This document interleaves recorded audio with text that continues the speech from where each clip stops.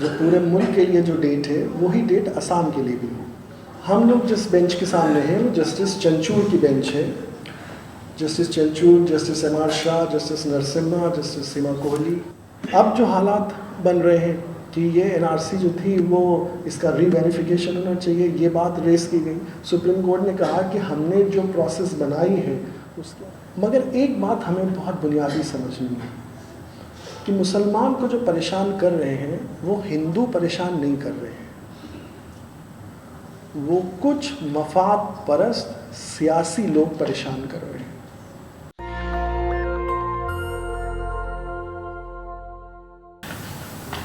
2013 में दरख्वास्त हमने पहली दाखिल की थी और ये जो मुकदमे चल रहे हैं वो 2009 से जो शुरू हुए 2012 में और बढ़े और 2013 में आंसू के आने के बाद उसको एक डायरेक्शन मिलता चला गया। तो मैं पहले तो आपका वक्त लूँगा ये बताने के लिए, और मैं वो ले करके आया हूँ कि 2013 से जो तारीख़ें पढ़ना शुरू हुई हैं, जिस मुकदमे को आप लड़ रहे हैं और उसमें किस तरह से क्या क्या नोयत आई सामने और कैसे कैसे वो आगे बढ़ा।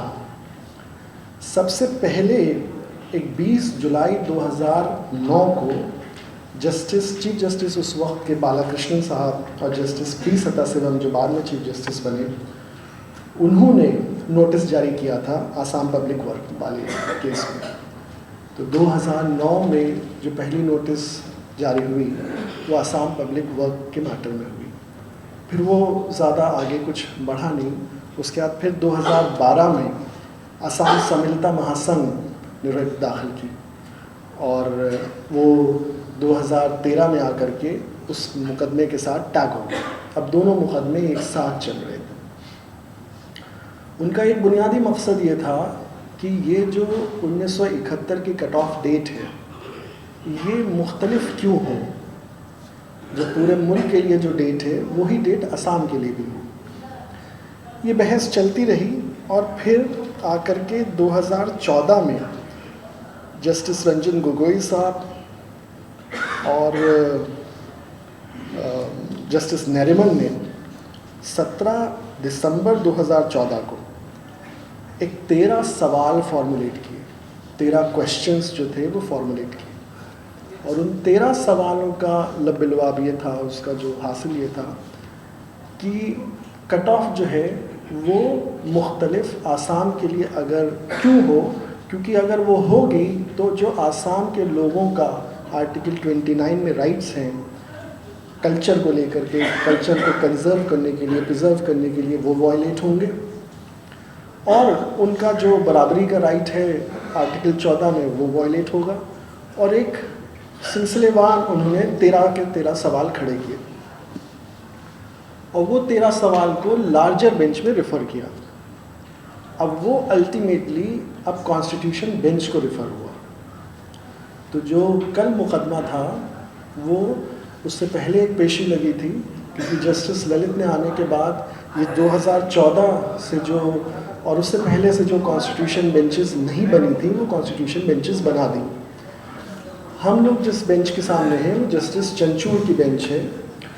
Justice Chandrachud, justice M R Shah, justice Narasimha, justice Seema Kohli और जस्टिस मुरारी की बेंच है। उसमें हम लोग का मुकदमा सुनवाई में तो ये हुआ कि मुकदमे को कब सुना जाए या उसको कैसे आगे चलाया जाए, इस बात के ऊपर वो मुलतवी हो गया था कल तक के लिए। जब कल सुनवाई के लिए आया तो उसमें वो 13 सवाल के सिलसिले में ये हुआ, क्योंकि उसको इतनी सारी पार्टीज़ हैं उसके अंदर दोनों तरफ से और उन पार्टीज़ के अलग अलग सबमिशन हैं, उनके बहुत से उसके ऊपर सबमिशन हैं जिनको वो अपना पेश करना चाह रहे हैं। उसकी उन दलीलों के लिए बहुत से केस लॉज हैं उनके, उसके बहुत से डॉक्यूमेंट्स हैं।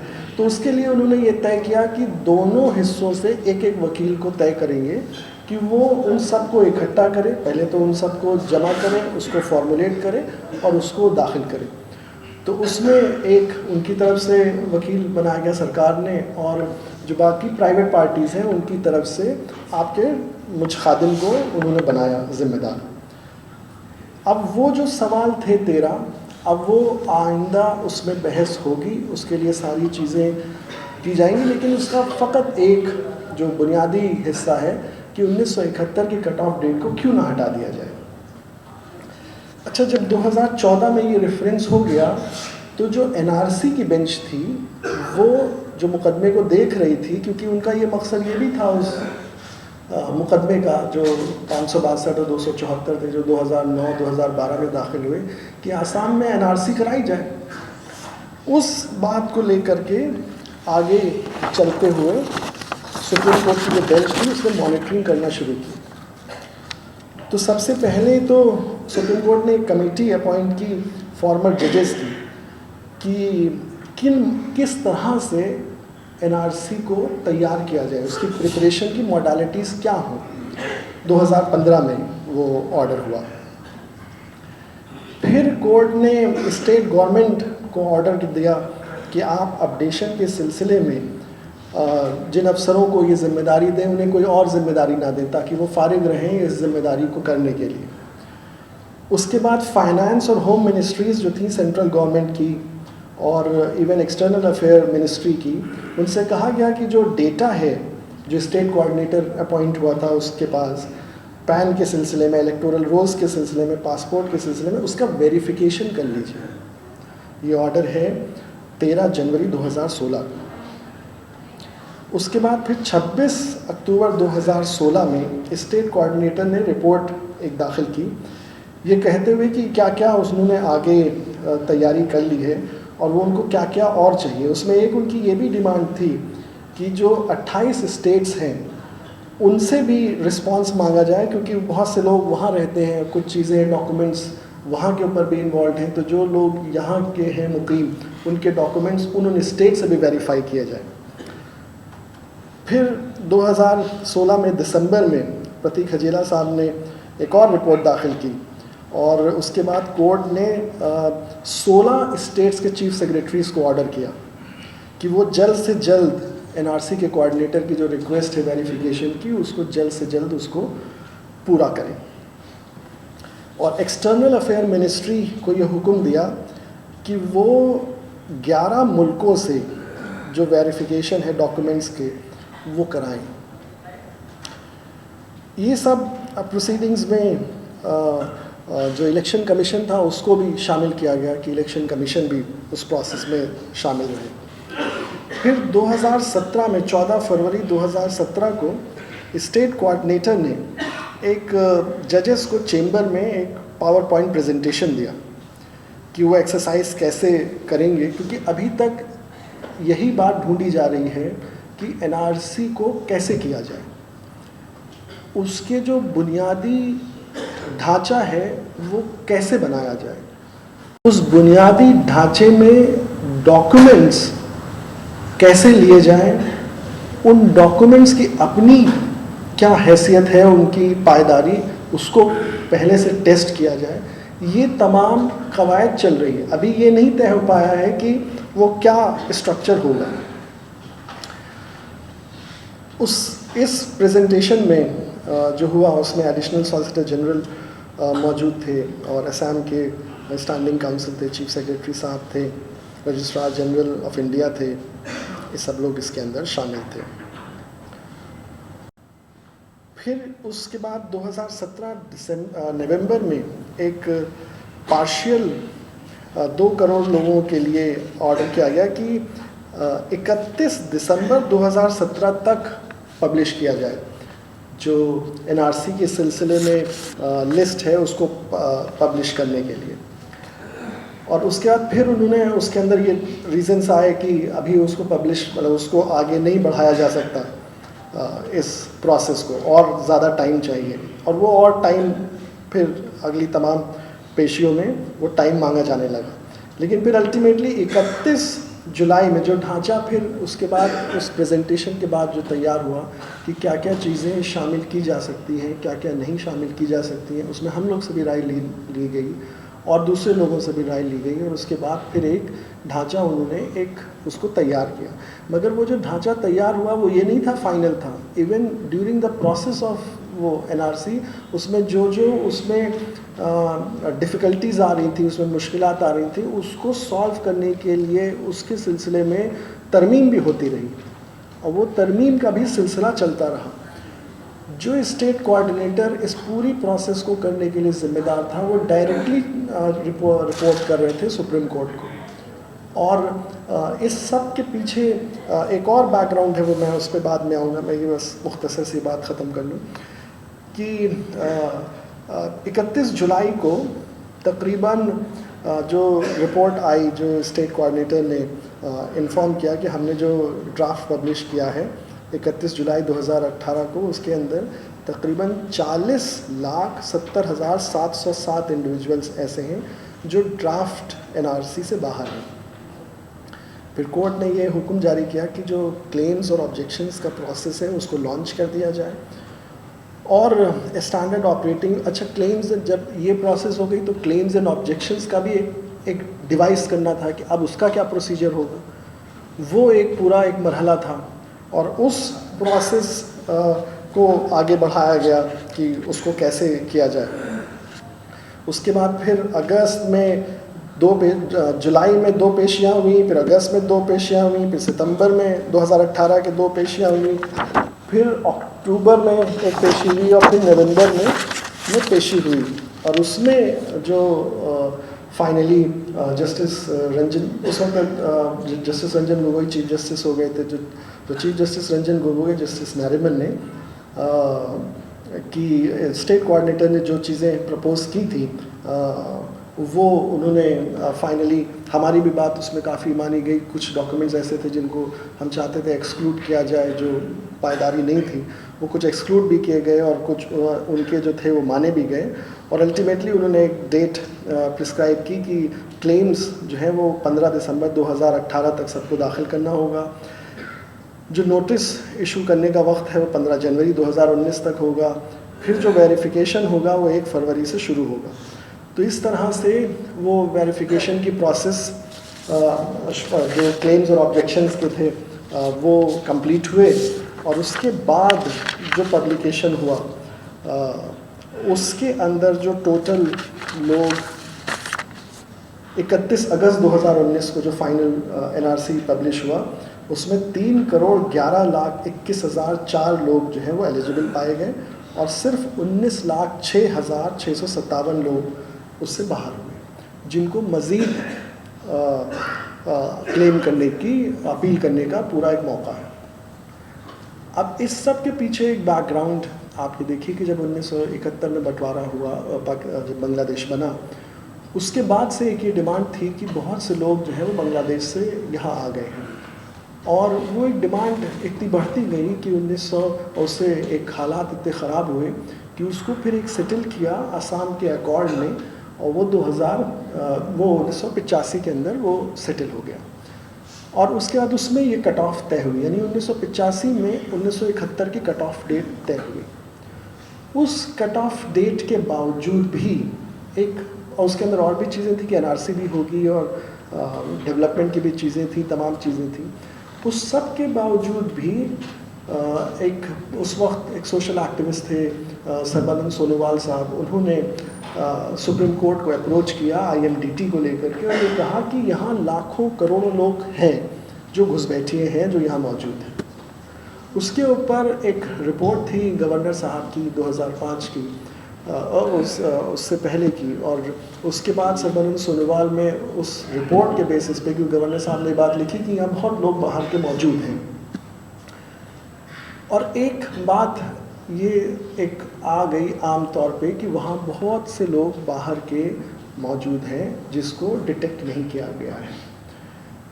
उस बात को सुप्रीम कोर्ट ने अपने फैसले में लिखा कि यहाँ बहुत से लोग हैं बाहर के जिनको डिटेक्ट करके डिपोर्ट हुए, और उसके अंदर उन्होंने कहा कि एक्सटर्नल एग्रेशन है, इंटरनल डिस्टर्बेंस है, बहुत सख्त ज़बान लिखी गई। और वो जो ज़बान थी कि यहाँ बाहर के लाखों लोग हैं, वो एक लंबे वक्फे तक पूरा एक तरह से पहचान सी बन गई उस जगह की कि यहाँ ये पूरी चीज़ डिस्टर्ब्ड है। अब आप देखिए वही सुप्रीम कोर्ट में जहाँ पे ये फैसला आया था कि यहाँ इतने बाहर के लोग हैं, उसके बाद फिर सुप्रीम कोर्ट ने ही जब मॉनिटर करके उसको, यानी कि एक तरह का फैसला कहा जाए पहले हो गया था और इन्वेस्टिगेशन बाद में हुआ, और जब इन्वेस्टिगेशन हुआ तो पता चला कि फ़कत 19 लाख लोग यानी 3 करोड़ 30 लाख लोगों में से 95% लोग एलिजिबल हैं, इंडियन हैं। सिर्फ 5% अभी एक तरह से डाउट में है जिनके पास राइट टू अपील है।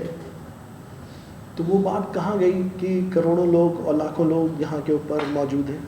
खुद सुप्रीम कोर्ट से ये बात प्रूफ हो गई, जो बात जहाँ से चली थी और वो बात कहाँ जाके ख़त्म हुई। एक तो बहुत बुनियादी बात उसमें ये है कि वो बात ही शायद बिला वजह की थी जिसको इस नतीजे पे पहुँचना ही था। और इस प्रोसेस में जो प्रोसेस वहाँ हुई और आप लोगों ने सबने एक एक ने उसको झेला है वहाँ के ऊपर, वो क्या तवालत का दौर था। और उसमें मुझे तो ये ताज्जुब होता है कि अगर कहीं और के इलाके में होते तो कहाँ लोगों के पास इतने शनाख्ती कार्ड, इतने डॉक्यूमेंट्स कहाँ होते। क्योंकि वहाँ के ऊपर इस तरह के हालात थे तो लोग पहले से उसके लिए तैयार थे। जिन इलाकों में जो बीमारियाँ होती हैं लोग उसके वहाँ इलाज पहले से घरेलू भी करके रखते हैं और दूसरे भी करके रखते हैं, तो शायद इस वजह से आपके पास उसकी दवा थी और आपने उस पूरे के पूरे मर्ज़ को मुकम्मल तौर के ऊपर ख़त्म हो गया और उससे एहतियात हो गया। अब जो हालात बन रहे हैं कि ये एनआरसी जो थी वो इसका रीवेरिफिकेशन होना चाहिए, ये बात रेस की गई। सुप्रीम कोर्ट ने कहा कि हमने जो प्रोसेस बनाई है उसके अंदर रीवेरिफिकेशन इनबिल्ट है, सबका वैसे ही रीवेरिफिकेशन हो गया। और ये जो लोग हैं, क्योंकि ये बात कही जाती थी और उसके इशारे आपकी तरफ होते थे और उसके बड़े कम्युनल इशारे होते थे, लेकिन अब ये जो 19 लाख लोग हैं इसमें तो ऐसी कोई कम्युनल वाली बात नहीं है। इसका जो लोग कम्युनल इल्ज़ाम लगाते थे वो खुद इसको एनालाइज करें, हम लोग अपनी ज़बान से क्यों कहें कुछ भी, उसकी रियलिटी को समझें कि वो क्या रियलिटी है और क्यों लोगों को परेशान किया गया। आज जो हालात हैं तो ये बुनियादी बात आपकी, और उसके अंदर 2013 से इंदिरा जयसिंह, कपिल सिब्बल साहब और सलमान खुर्शीद साहब, उसमें संजय हेगड़े साहब भी, तमाम सीनियर एडवोकेट्स ने हम लोग का भरपूर ताउन किया, हमारी बहुत उसमें आप सबकी मदद की। और हमारे दोस्त खद्दाम इनको जो बुनियादी तौर के ऊपर जो चीज़ें सोचते हैं, तैयार करते हैं, उसी की बुनियाद के ऊपर ही तकरीबन सारी प्लीडिंग्स और आर्गूमेंट्स और उसकी फाउंडेशन वो बना और हम लोग इस कामयाबी तक पहुँचे। आज हम ये बात कह सकते हैं कि एनआरसी के सिलसिले में आसाम एकदम पाक साफ है, एकदम उसमें जो भी सिचुएशन थी वो तकरीबन क्लियर हो गई है। अब आप उस if you want to sustain a controversy and you want to create a controversy तो नोबडी कैन स्टॉप यू। आप कोई एक चीज़ उठाना चाहें या बनाना चाहें वो, लेकिन उसकी रियलिटी सामने आ चुकी है और उस ये जो रिज़ल्ट है ये तो अभी भी फाइनल जो 19 लाख लोग हैं उनके कंटेक्स्ट में वो अभी नहीं है, वो तो उनके पास अभी मौका है, ये फिगर और डिप करेगी, यानी 5% से भी और कम वो होगी अल्टीमेटली फिगर। तो ये तो आपके मुकदमे की नोयत है। और अब जो ये 5 जजेस में जो क्वेश्चन है 1971 का, उसको अभी तक तो सेंट्रल गवर्नमेंट भी उसको डिफेंड कर रही है, स्टेट गवर्नमेंट भी डिफेंड कर रही है और हम भी डिफेंड, क्योंकि वो लेजिस्लेशन का पार्ट हो गया। सेक्शन 6 से जो बना वो तो एक सबके एक हालात से एक मशवरा हुआ, उस मशवरे से एक मुआहदा हुआ, उस मुआहदे से एक इनैक्टमेंट हुआ, तो वो इनैक्टमेंट अनकॉन्स्टिट्यूशनल कैसे हो सकता है। और हम लोग को उसमें पूरी उम्मीद है कि जो कानून और सच के एतबार से वो नतीजा सबके फेवर में आएगा।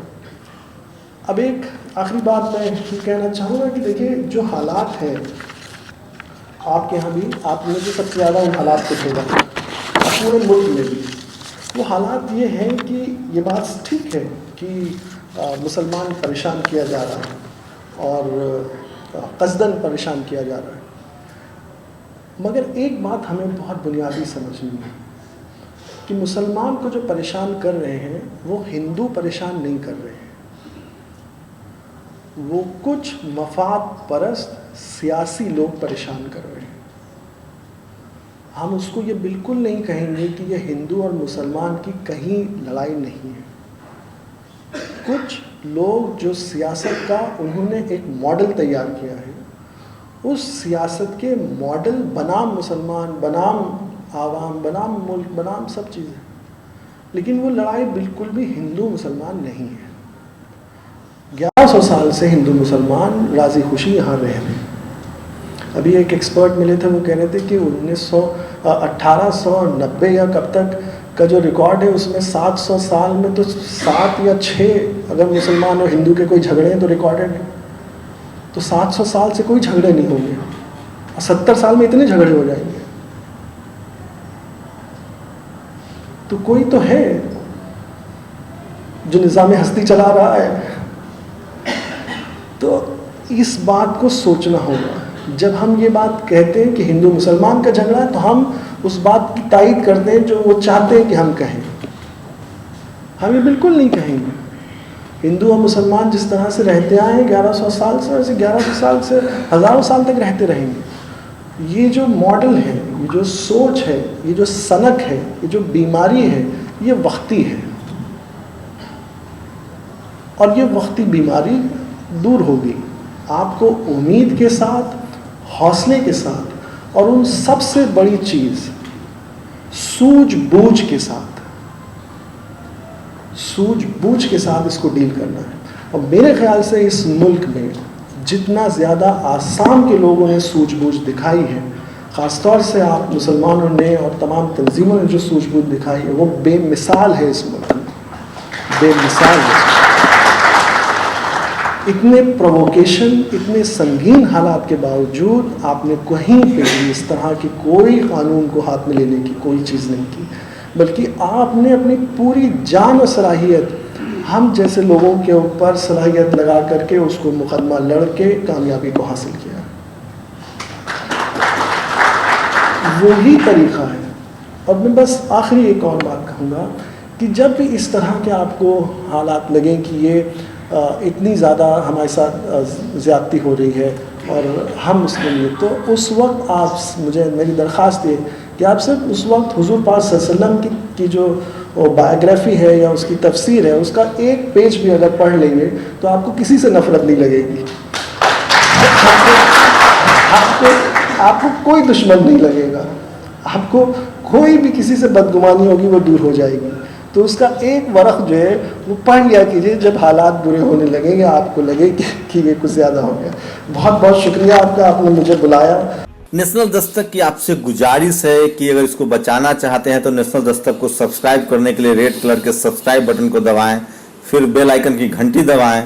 नेशनल दस्तक को बचाने के लिए बहुत ज़रूरी है कि हर खबर को शेयर करें, लाइक करें, कमेंट जरूर करें।